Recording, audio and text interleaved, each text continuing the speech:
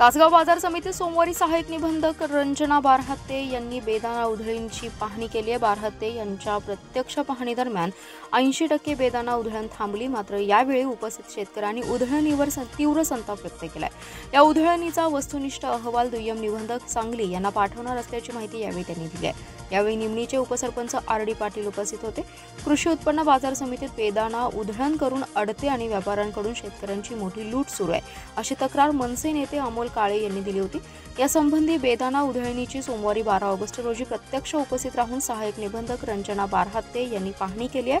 नेहमी सौदे काढताना बेसुमार पद्धतीने उधळला जाणारा बेदाणा सोमवारी व्यापारी बॉक्समधून मूठ भरून घेत ती मूठ परत बॉक्समध्ये टाकत असल्याचं चित्र दिसतं। इतर वेळी हा बेदाणा उधळून लोखंडी जाळीत सांडला जात होता आणि त्याची लूट मनमानी पद्धतीने धरली जात होती। मात्र सहाय्यक निबंधकांच्या पाहणीमुळे व्यापारी हबकले होते। काही जणांनी सौद्यास दांडी मारली होती। यावेळी उपस्थित शेतकऱ्यांनी बेदाणा उधळणीवर संताप प्रतिक्रिया व्यक्त केली आहे।